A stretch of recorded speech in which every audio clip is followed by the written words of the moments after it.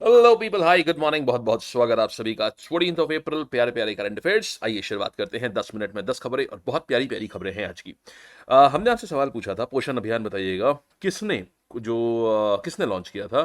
तो ये ministry of women and child development ने 8 मार्च इंटरनेशनल विमेन डे 2018 को लॉन्च किया था। Brilliantly answered, well done Poonam, Megha, Vaishnavi and everything very good. आओ, अच्छा देखो तो, and thank you so much guys for the wonderful wonderful comments. अब देखिएगा, आज भी आप बहुत कुछ सीखोगे। तो ये रहे हमारे टॉपर्स, बधाई हो। डेली फ्री टेस्ट होता है लैब की ऐप पर करंट अफेयर्स का, उसको जरूर करा करिए आप लोग। और ये रही ट्रॉफी, ये आप सबके लिए है। आइए देखो भाई, तो सबसे पहले देखिएगा, ऑस्कर्स जो है ये best stunt design category award, एक best stunt design award category जो है ये एक इंट्रोड्यूस कर रहे हैं यहाँ पर। और देखो, तो कब कब इंट्रोड्यूस कर रहे हैं, तो कहानी ये है कि ऑस्कर्स की जो शुरुआत हुई थी वो 1928 में हुई थी। ठीक है, 1928 में इसकी शुरुआत हुई। तो अब देखो, जब किसी भी चीज को ना 100 साल होने वाले होते हैं तो भाई साहब वो बहुत बड़ी बात होती है, राइट। तो इसीलिए अब ऑस्कर्स अपने 100 ईयर्स कब कंप्लीट करेगा, 2028 में। तो 2028 में ये अवार्ड पहली बार दिए जाएंगे, क्योंकि 100 साल कंप्लीट हो रहे होंगे। तो इसके लिए उन मूवीज को दिया जाएगा जिन मूवीज ने 2027 में जिनका स्टंट डिजाइन बहुत ही तगड़ा होगा, उनको दिया जाएगा ये, राइट। तो अब देखिएगा, हमारे इंडिया से बेहतरीन रजनीकांत द बॉस की मूवी जाएगी वहां पर। भाई, ब्लेड से एक गोली को ब्लेड से दो हिस्सों में करने वाला स्टंट तो नेक्स्ट लेवल है। समझ गए अच्छा आप लोग। तो नई कैटेगरी कौन सी आ रही है यहाँ पर, ये आएगी best stunt design category award, और इसको इंक्लूड करा जाएगा 2028 से। जो मूवी 2027 में बनी होंगी ना, उनको दिया जाएगा ये, ठीक। अच्छा, तो शुरुआत ही इसकी हुई थी 1928, और में पहली बार दिया गया था कब, 1929 में पहली बार दिया गया था। 1929 में पहली बार दिया गया था, 16 मई 1929 में, समझ गए। उन मूवीज के लिए दिया गया था जो 1928 में बनी थी। ये है पूरी कहानी। अच्छा, चलिए फिर देखिएगा। अच्छा, देन हमारे पास में आता है जीआई टैग आ रहा है मेघालय के आर इंडिया सिल्क एंड खासी हैंडलूम। इनको जीआई टैग दिया जा रहा है। जीआई टैग अब इतने हो गए हैं कि क्या ही बताएं, हर जिले में एक जीआई टैग है। तो अब बहुत ज्यादा सिग्निफिकेंस इनका वैसे तो नहीं है, लेकिन हाँ, क्योंकि नॉर्थ ईस्ट का है तो आप ध्यान रखेंगे। ये आर इंडिया सिल्क और ये खासी हैंडलूम, इन दोनों को दिया गया है इस बार का जीआई टैग। ये दोनों मेघालय के हैं। नॉर्थ ईस्ट का कुछ भी होता है तो इंपॉर्टेंट हो जाता है। अच्छा, तो देखिए इसमें होता क्या है ना, ये हाथों से, ये जो आप देख रहे हो आर इंडिया सिल्क, खासियत ये है कि इस सिल्क को बनाने का तरीका ऐसा है कि इसको हाथ से पूरा वीव किया जाता है, और फिर डाई करते हैं, नेचुरल रंगों से इसकी डाई करी जाती है। तो ये एक खास बात हो जाती है। ठीक है, क्या देख रहे हो, ये वीविंग देखिए थोड़ा सा, जब भी हाथ से वीविंग होगी ना, ये देखो तो थोड़ा मोटी वीविंग होती है। आप देखो थोड़ी सी मोटी वीविंग दिखेगी आपको। तो यही कहानी है, हाथ से बुन करा गया है और डाई भी नेचुरल है। चलिए भाई, नेक्स्ट कहानी पर आते हैं। इसीलिए दिया गया है, समझ गए। आओ, और दूसरा जो कलर्स होते हैं प्लांट बेस्ड, माने नो केमिकल यूज, जरा भी नहीं। आओ, एक और आपको बढ़िया बात बताते हैं। ये जिस सिल्क से बना होता है ना, एक सिल्क होता है ईरी सिल्क। ईरी सिल्क में क्या होता है, आपको सिल्क बनने का प्रोसेस कभी समझ आएगा ना, तो आप कहोगे ओ भाई साहब, ये ऐसे सिल्क बनता है। तो होता क्या है यार, सिल्क में ना, मतलब सिल्क बनना थोड़ा बार्बरिक होता है, थोड़ा ब्रूटल होता है। कैसे, जो सिल्क बनाने वाले वॉर्म्स होते हैं ना, जो कीड़े, जो लार्वा होता है, लार्वा क्या करता है, अपने अराउंड पूरा ऐसे करके धागा बना लेता है। ऐसे पूरा कुकून बना लेता है, पूरा सिल्क का। ऐसे कुकून का, धागे का पूरा ऐसे बन जाएगा। ये सिल्क का कुकून बन रहा है। ऐसे ही धागा अपने ऊपर ऊपर ऊपर ऊपर ऐसे ऐसे हो जाता है। पता है करते क्या है इसके बाद, इसको ना गरम उबलते हुए तेल में डाल दिया जाता है। ये सारे जो लार्वा होते हैं ना, ऐसे करके इनके ऊपर सिल्क होता है, इसको गरम उबलते हुए तेल में डाल दिया जाता है। तो अंदर ये कीड़ा मर जाता है, और ऊपर से ये जो धागा है वो ले लिया जाता है। तो जो सिल्क आप पहनती है ना साड़ी, और उसमें बहुत सारे कीड़ों की हत्या हो चुकी है उसमें। अच्छा, एक इस सिल्क की खासियत ये होती है, ये होता है भाई ईरी सिल्क। ईरी सिल्क की खासियत ये है, इसको अहिंसा सिल्क बोलते हैं।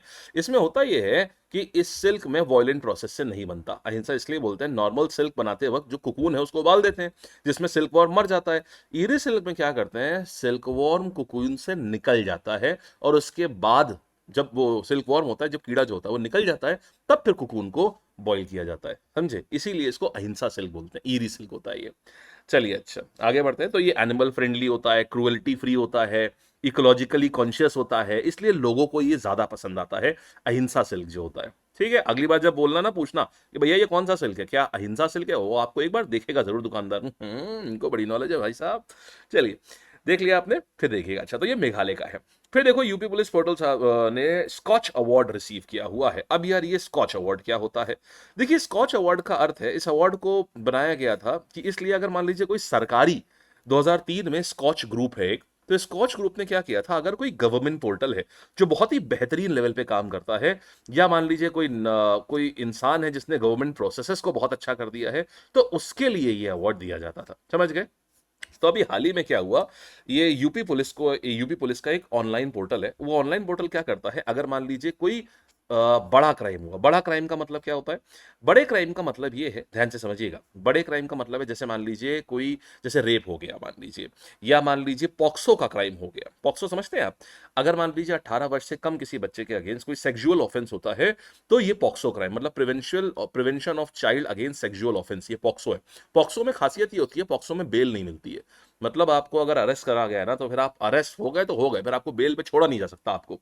या फिर मान लीजिए कोई माफिया, आपको पता है उत्तर प्रदेश से माफिया का सफाया किया गया है, तो माफिया ऐसे नहीं गए, उनके लिए फिर अलग से एक्ट्स लाए गए थे। तो अगर कोई रेप केस होता है, पॉक्सो केस होता है, माफिया केस होता है, तो उसके इन्वेस्टिगेशन का जो प्रोग्रेस है, क्योंकि यूपी में पहले, यूपी बिहार में क्या होता था ना, पुलिस भी बहुत टाइम मिली रहती थी कल्प्रिट से, तो इसमें क्या होता है, इसको ऑनलाइन कर दिया गया। अब एक एक प्रोग्रेस जो है ये इस पोर्टल के ऊपर रिकॉर्ड होगी, एक एक की। बताइए किस तरीके से, जैसे भाई एफआईआर कब हुई थी पहली बार, एफआईआर के बाद में चार्जशीट कब फाइल हुई है, तो ये सब कुछ इस पोर्टल के ऊपर रहता है।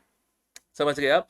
अच्छा, और इवन अगर मान लीजिए अब जैसे ये जो पुलिस वाले केसेस थे, अब ये जा करके कोर्ट में अटक जाते हैं, अब ये अटके पड़े रहते हैं, तो इसमें ये भी देखा जाता है कि कोर्ट में अगर कोई केस पड़ा हुआ है तो क्यों पेंडिंग पड़ा हुआ है, कितने टाइम से पेंडिंग पड़ा हुआ है, वो डिले क्यों हो रहा है, ये सब कुछ देखा जाता है। इससे काफी सिस्टमैटिक तरीके से क्राइम को सॉल्व करने में, जल्दी सॉल्व करने में हेल्प मिलती है। ये यूपी के सबसे बड़े पुलिस के अधिकारी हैं प्रशांत, मिस्टर प्रशांत, ये हैं डीजीपी हैं ये उत्तर प्रदेश पुलिस के, और बहुत ही लोहा लाट आदमी है। इनके ऊपर डॉक्यूमेंट्री आपको बहुत जल्दी नेटफ्लिक्स वगैरह पे आपको देखने को मिलेगी। अच्छा, दूसरी देखिए, और ये योगी जी के राइट हैंड है, मतलब अगर कुछ भी यूपी में हो जाए और कुछ किसी भी चीज को सही करना है, तो इनको भेजा जाता है। अच्छा, आपको और बताते हैं इससे, इस पोर्टल से क्या फायदा हुआ है। इस पोर्टल से फायदा ये हुआ है, 85,000 क्रिमिनल्स को कन्विक्ट किया गया है अभी तक, मतलब गिल्टी डिक्लेयर हुए। इसके बाद 40,000 कोर्ट केसेस को सॉल्व किया गया, मतलब जस्टिस में स्पीड आई है, और रेप और पॉक्सो जैसे केसेस में डिले कम हुआ है। समझ गए आप? अच्छा, मैं कई बार देखता हूं कि लोगों को ये टर्म डाउट होता है, चार्जशीट क्या है। देखो भाई, चार्जशीट का मतलब ये होता है, एफआईआर के बाद जब पुलिस इन्वेस्टिगेशन करती है, सबूत इकट्ठा करती है, गवाह से पूछताछ करती है, सीसीटीवी कैच करती है, राइट। तो अब अगर पुलिस को लगता है कि एक पर्टिकुलर ये व्यक्ति है यार, इसने क्राइम किया हुआ है, तो वो एक डिटेल्ड रिपोर्ट बनाती है, इस व्यक्ति की पूरी डिटेल्ड रिपोर्ट बनाएगी, व्यक्ति की क्या, क्राइम की। ये जो डिटेल्ड रिपोर्ट होती है ना, इसमें क्या होता है, कौन क्रिमिनल है, उसने क्या क्राइम किया है, क्या सबूत मिले, कौन कौन गवाह है, क्राइम का पूरा सीक्वेंस लिखा जाता है। तो ये जो आ गया भाई, हाँ, तो ये जो पूरा प्रोसेस होता है ना, इसको बोलते हैं चार्जशीट, और उसके बाद ये कोर्ट में सबमिट कर दी जाती है। ये रिपोर्ट कोर्ट पे फाइल कर दी गई, तो पुलिस का काम हो गया। इसी को चार्जशीट बोला जाता है। समझ गए बढ़िया से?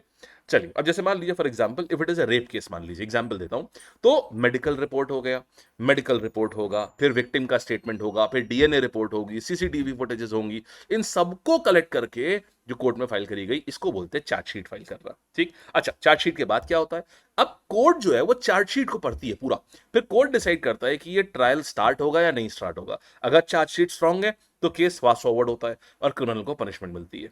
ठीक है, ये पूरी कहानी है चार्जशीट की। अगर आप लोगों को कुछ और भी इससे रिलेटेड कभी कोई न्यूज, जैसे मैं बताता हूं, आपको कुछ और पूछना हो, आपको लगे यार कि यार ये चीजें तो नहीं पता है मुझे, सीखनी चाहिए, तो आप बता, नीचे कमेंट कर दिया करो। ठीक है, आगे बढ़ते हैं। तो यूपी पुलिस का ये पोर्टल है, क्या है, the investigation prosecution and conviction portal. ये उत्तर प्रदेश की टेक्निकल सर्विस यूनिट ने ही इसको बनाया हुआ है। इसी को मिला है इस बार का स्कॉच अवार्ड। आइए फिर देखिएगा, ब्रेक थ्रू प्राइज की बात करते हैं। ये ब्रेक थ्रू प्राइज क्या है, इसको समझते हैं। देखो, ब्रेक थ्रू प्राइज है क्या, अवार्ड समझो पहले। तो दुनिया का सबसे प्रेस्टिजियस साइंस अवार्ड में से एक है। आप ना इसको ऑस्कर ऑफ साइंस भी समझ सकते हो, इतना बड़ा अवार्ड है ये, ऑस्कर ऑफ साइंस। अच्छा, किसने किया था ये अवार्ड?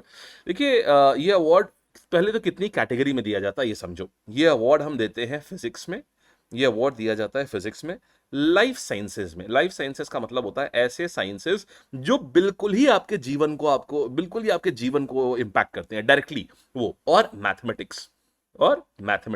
तो इन तीन चीजों में ये ब्रेक थ्रू प्राइज दिया जाता है। अगर मान लीजिए कोई आपने रिवॉल्यूशनरी डिस्कवरी करा है, तो आपको ये प्राइज दिया जाएगा। अच्छा, किसने फाउंड किया था पता है?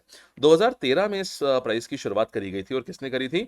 मार्क जुकरबर्ग, प्रिसिला चान उनकी वाइफ, सर्जे ब्रिन समझ रहे हैं, गूगल के फाउंडर, यूरी मिलनर, ये सब लोग, ये कौन लोग हैं जिन्होंने फेसबुक फाउंड किया है, जिन्होंने गूगल फाउंड किया हुआ है, इस लेवल के जो टॉप टेकी फाउंडर्स हैं वो लोग हैं ये। अच्छा, अब देखिएगा 2024 में क्या हुआ है, किसको किसको मिला है, ये देखिएगा। तो 2024 में देखिएगा इन ये अलग अलग कैटेगरीज हैं, इनमें दिया गया है। अब आपको पहले एक एक चीज बताते हैं कि ये आखिर कैटेगरीज होती क्या है और इनमें क्या हुआ है। ध्यान से सुनिएगा पूरी चीज को, तभी समझ आ पाएगा। देखो, पहली चीज तो आ जाती है वजन घटाने वाली दवा। साइंस ने ओबेसिटी से लड़ने का वेपन दिया है, और ये कौन साइंटिस्ट हैं? ये हैं लोग जिन्होंने ये दिया हुआ है। अच्छा, खासियत क्या है? ये GLP-1 हार्मोन है, इन्होंने इसको इसको डिस्कवर किया था, हार्मोन को। अब ये हार्मोन क्या करता है? ये इंसुलिन लेवल्स को रेगुलेट करता है। अगर इंसुलिन लेवल रेगुलेट ये करता है तो उससे क्या होता है? भूख कम लगती है। अब इंसान को भूख कम लगेगी तो वो खाएगा कम, तो वजन घटेगा उसका। समझ गए? अच्छा, तो सिंपल क्या है कि साइंस ने ऐसी दवाई बनाई जो भूख कम करती है, तो वेट घटेगा सीधा सीधा, ठीक, और डायबिटीज भी कंट्रोल करेगा, सब कुछ बिना सर्जरी के। फिर देखो मल्टीपल स्क्लेरोसिस, ये क्या होता है? तो यार इसमें ना साइंटिस्ट, ये दो लोगों को मिला है ये अवार्ड। इसमें क्या होता है? एक मल्टीपल स्क्लेरोसिस का मतलब ये होता है, ये एक ऐसी डिजीज है जिसमें समझना, जो बॉडी का हमारा इम्यून सिस्टम होता है ना, जो व्हाइट ब्लड सेल्स होते हैं, भाई साहब, ये पता है क्या करते हैं? ये हमारे दिमाग को ही समझ लेते हैं कि यही है कल्प्रिट, इसी इसी की वजह से बॉडी खराब हो रही है, तो अपना खुद का इम्यून अपने ही दिमाग पे अटैक करना शुरू कर देता है। समझे? तो ये एक वायरल बीमारी होती है।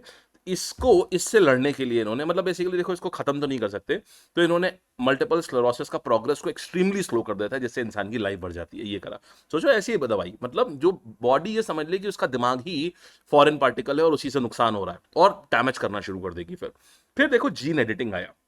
ये जीन एडिटिंग मतलब समझना, ऐसा समझ लो जैसे डीएनए क्या होता है आप जानते हो? ये ऐसे करके होते हैं। देखो इंसान का ना सब कुछ, ये डबल हेलिकल स्ट्रक्चर होता है डीएनए का। अब देखो इंसान का सब कुछ इसके ऊपर लिखा हुआ है। जैसे मान लो अगर इंसान की आंखें, अगर मान लो कोई बीमारी है आंखों में, तो वो ये पर्टिकुलर जीन जो है ये आंखों के लिए रिस्पॉन्सिबल होगा, इसमें खराबी है। तो एडिटिंग का मतलब होता है भाई साहब, ये जीन यहां से हटाया और दूसरा जीन यहां पर, सही सही जीन एकदम रख दिया यहां पर, खत्म, बच्चे में प्रॉब्लम आएगी नहीं वो वाली। इसको बोलते हैं जीन एडिटिंग। है बहुत कॉस्टली होती है बट डुएबल होती है। बच्चों में जो ऐसी डिजीजेस होती हैं जो मां से बच्चे या पेरेंट्स से बच्चों में पहुंचती हैं, उसको रोका जा सकता है। ठीक है, देन हमारे पास आती है सर्न। अब देखो ये एक गॉड पार्टिकल की डिस्कवरी करी जा रही थी, 13,500 साइंटिस्ट इसमें इन्वॉल्व थे कि यूनिवर्स कैसे बना, इसको समझने के लिए। तो सर्न जो सर्न का एक LHC, लार्ज हाड्रॉन कोलाइडर, ये एक्सपेरिमेंट था, इसको मिला है। समझ गए? तो मतलब समझ लो साइंस की दुनिया में एवरेस्ट चढ़ने जैसी बात है ये वाला जो करा जा रहा था। हिग्स बोसॉन रिसर्च थी ये जो रिसर्च करी जा रही थी। तो ये है भाई साहब पूरी कहानी, इतने लोगों को ब्रेक थ्रू मिला है। समझ गया बढ़िया से? आ जाओ आगे। फिर प्रेसिडेंट मुर्मू को ऑनररी डॉक्टरेट दिया जा रहा है स्लोवाकिया में। ऑनररी डॉक्टरेट का मतलब ये होता है कि उन्हें वहां जाकर के उन्होंने PhD करी नहीं है, लेकिन स्लोवाकिया ने उनको दिया कि भाई आपने बहुत अच्छा काम किया हुआ है, और आपने बहुत अच्छा काम किया हुआ है, आपको इसीलिए ना हम डॉक्टरेट की उपाधि दे रहे हैं। मतलब अब ये डॉक्टर द्रौपदी मुर्मू बन गई हैं अभी ये, ठीक है, प्रेसिडेंट साहिबा हमारी। तो डॉक्टर द्रौपदी मुर्मू जो है ये स्लोवाकिया में थी, तो वहां पर उनको दिया गया है, ये यूनिवर्सिटी ऑफ स्लोवाकिया ने अपनी तरफ से डॉक्टरेट की उपाधि दे दी है। ठीक है, चलो नेक्स्ट कहानी पर आते हैं। फिर देखो पुथांडु। अच्छा देखो, अब होता क्या है, जैसे तमिलनाडु है, आपको पता है, जैसे नॉर्थ इंडिया की भी बात करें तो हिंदू नववर्ष क्या होता है? ये होता है चैत्र का महीना, जो अप्रैल का है। तो इसी में अभी आपने देखा नवरात्रि हुई थी। तो चैत्र का महीना, जैसे क्या होता है, हिंदू नववर्ष के हिसाब से चैत्र पहला महीना हुआ, और इसका पहला दिन जो होता है वो क्या होता है? यही पूर्णिमा का दिन जो हम लोग मनाते हैं ना, जो पूर्णिमा का मतलब समझ लो नवमी का जो पहला दिन होता है, राइट? तो वो जो है वो हमारा न्यू ईयर होता है। नॉर्थ इंडिया में हिंदू कम्युनिटीज जो है वो न्यू ईयर के तौर पर उसको मनाती है कि भाई नया साल हमारा शुरू हो गया। चैत्र नवरात्रि इसीलिए उसको बोलते हैं। अच्छा, फिर समझना, इसी तरीके से जो साउथ इंडिया की बात करूंगा, तमिलनाडु में, तो यहाँ का पहला महीना कौन सा होता है भाई? यहाँ का पहला महीना होता है चिथिराई। जैसे वहां का ऊपर हुआ चैत्र, यहाँ का क्या हुआ? चिथिराई। अच्छा, चिथिराई। अच्छा, चिथिराई पहला महीना हो गया। इसका पहला दिन कौन सा हुआ? इसका पहला दिन होता है पुथांडु। तो पुथांडु मतलब हो गया तमिल न्यू ईयर। समझ गए? महीने का नाम क्या हुआ? महीने का नाम हुआ चिथिराई, और इसका नाम क्या हुआ? पहला दिन आ गया पुथांडु। तो ये होता है, तो ये सेलिब्रेट किया गया, काफी फेमस है। इसको वर्ष पिरप्पू भी बोलते हैं। वर्ष वर्ष पिरप्पू, वर्ष माने ईयर, पिरप्पू माने नया, तो वर्ष पिरप्पू या फिर पुथुवर्डुनम, ये दोनों चीजें इसको बोलते हैं। फिर देखो, अच्छा, जलियांवाला बाग मैसेकर गाइस, तो 13 अप्रैल को हुआ था जलियांवाला बाग, 13 अप्रैल 1919। अभी हाल ही में एक मूवी भी आ रही है इसके ऊपर, केसरी 2 भी आ रही है। तो 13 अप्रैल 1919 में हुआ था जलियांवाला बाग मैसेकर, जिसमें अंग्रेजों ने तो रिपोर्ट करा था कि अरे ज्यादा लोग नहीं जो हैं, ज्यादा लोगों की नहीं इसमें हत्या हुई है और ये एक हादसा था। हालांकि आपको ये बता दूं कि इसमें इन्होंने जो रिपोर्ट किया था, जो ऑफिशियल फिगर्स थी, वो ये था कि भाई 379 लोग जो हैं वो खत्म हुए हैं इसमें, जबकि सच संख्या जो है वो 1000 प्लस लोगों को गोली मार दी गई थी। आज भी गोली के निशान जलियांवाला बाग में मौजूद हैं। इसके बाद क्या हुआ, उधम सिंह ने बदला लिया 1940 में। देखो 13 मार्च 1940 को उधम सिंह ने बदला बदला लिया माइकल और डायर को, जनरल डायर को मार के। लेकिन यहां पर एक ट्विस्ट है जो जो थोड़े कम लोग जानते हैं और थोड़ा कंफ्यूज होते हैं इस पॉइंट में, समझो। देखो यार, पूरा सीक्वेंस ऑफ इवेंट समझते हैं। 1919 में कांड हुआ, ठीक है, हमारे 1000 लोगों को मार दिया जनरल डायर ने। फिर क्या हुआ, 1919 में जब ये हुआ ना, तो फिर 1900 अब फिर एक हंटर कमीशन की स्थापना करी गई इस चीज को प्रोब करने के लिए। हुआ ये था, यहाँ जनरल डायर एक यहाँ आया और उसने लोगों को ताबड़तोड़ गोलियां मार दी। मतलब यहाँ पर बैसाखी के दिन लोग इकट्ठा हुए थे सरकार के अगेंस्ट प्रोटेस्ट करने के लिए, पीसफुल प्रोटेस्ट था, लेकिन फिर भी उसने गोलियां मार, सीधे ओपन फायर करवा दिया। सोचो कितना दर्दनाक है, ओपन फायर, एक प्रोटेस्ट के ऊपर ओपन फायर करवा देना। अब इस चीज को लेकर के जिसने गोली चलवाई उसका नाम था जनरल रेजिनल्ड डायर। सुनना, क्या नाम था उसका? नाम था जनरल रेजिनल्ड डायर। पूरा नाम बड़ा लंबा सा है, पूरा नाम है, सुन लीजिएगा, पूरा मैं बता देता हूं। जनरल, सुनना, पूरा नाम है General Reginald Edward Harry Dyer. ये है General Reginald Edward Harry Dyer. तो ये इसने गोली चलवा दी। हंटर कमीशन ने बोला अरे यार ऐसा है, वो इंडियंस की गलती थी, ये डायर वायर की कोई गलती नहीं है। हालांकि इसके अगेंस्ट इतना विद्रोह था कि डायर अगर भारत में रुकता तो उसको कोई ना कोई भारतीय क्रांतिकारी गोली मारी देता। तो इसको भेज दिया गया कि तुम जाओ लंदन चले जाओ। अच्छा, 1927 में क्या हुआ, ये जनरल डायर दिमाग से जब से वहां गया ना लंदन, इसको अजीब अजीब सी चीजें दिखती थी। मतलब ये अब इतने लोगों को मारोगे तो क्या होगा, इसको अजीब अजीब सी चीजें दिखती थी, इसको हेलुसिनेशन होने लगा। 1927 में अपनी मानसिक स्थिति के कारण खुद ही मर गया ये वाला जो डायर था, जिसने एक्चुअल में गोली चलवाई थी वहां पर। अच्छा, उसी समय पंजाब में एक और डायर थे। वो कौन थे? वो थे माइकल और डायर। वो पंजाब के लेफ्टिनेंट गवर्नर थे। तो उसी ने अलाउ किया था इस वाले डायर को कि तुम गोली चला लो। तो उधम सिंह ने जिनको मारा, उधम सिंह साहब ने जिस इंसान को मारा वो ये था Michael Dyer, Michael O'Dwyer. Michael O'Dwyer उस समय पंजाब का कमिश्नर था, लेफ्टिनेंट गवर्नर बोलते हैं, लेफ्टिनेंट गवर्नर था। इसी ने अलाउ किया था कि हाँ भाई डायर, तुम्हें जैसे करना है, गोली वोली मारनी, मार दो जाके उन लोगों को। तो ये इस इंसान को मारा था। अच्छा, उसके बाद बताता हूं क्या हुआ। ये तो सबको पता है कि यार उस दिन क्या हुआ था, ठीक। उधम सिंह साहब जो हैं, 13 मार्च 1940 का वो दिन था। लंदन गए उधम सिंह साहब ने, कैक्सटन हॉल नाम का जगह है, वहां एक पब्लिक इवेंट चल रहा था। माइकल ओडायर वहां आया हुआ था, पॉइंट ब्लैंक की रेंज में, मतलब सीधे कनपटी में रख के गोली उड़ाती सीधा। वहां बहुत सारे ब्रिटिश ऑफिसर, सिविलियन सब मौजूद थे, उनके सामने मारा सीधा। अच्छा, अब गिरफ्तार के उसके बाद क्या हुआ, वहां पर उधम सिंह भागते नहीं है, वो वहीं रुक जाते हैं। ब्रिटिश पुलिस को खुद को शांति से अरेस्ट करने के लिए आराम से अलाउ करते हैं और वो आराम से अरेस्ट हो जाते हैं। अब उसके बाद उनसे पूछा गया तुमने गोली क्यों मारी? उनका जवाब दिया, I did it because I had grudge against him and he deserved it.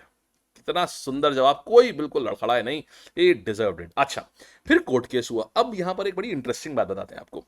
आज आप देख रहे हैं आज क्या, हमेशा से ही रिलीजियस पॉलिटिक्स इतनी गजब की रहती है, हमेशा ही। रिलीजियस पॉलिटिक्स नहीं होगी तो कास्ट पॉलिटिक्स। 31 जुलाई 1940 की बात मुझे याद आती है, जब उधम सिंह साहब का ट्रायल चल रहा था ना, इन्होंने कोर्ट में नाम पूछते कि बताइए आपका नाम क्या है। इन्होंने अपना नाम, पूरे ट्रायल के दौरान इन्होंने अपना नाम पता है क्या लिखवाया था? सुनिएगा, राम मोहम्मद, राम मोहम्मद आजाद सिंह। बात समझे?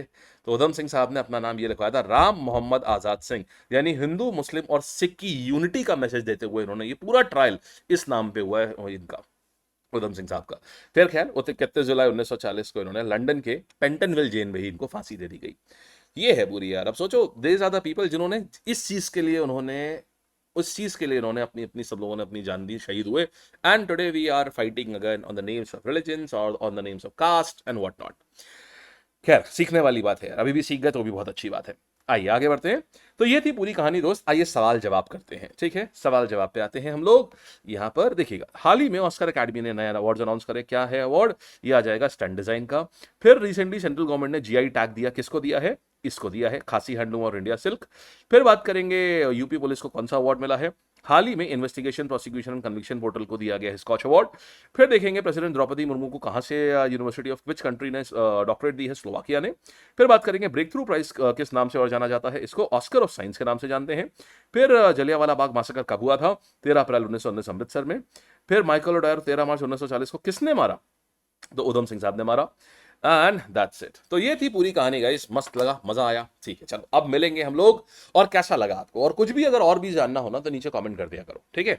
और अब नीचे हम लोग मिलते हैं 9 बजे। ध्यान रखिएगा 9 AM की क्लासेस बिल्कुल मत मिस करिएगा। ये हर दिन बहुत बहुत बहुत अच्छी और बहुत इंपॉर्टेंट क्लासेस होती हैं, ठीक है। Thank you, bye bye, take care.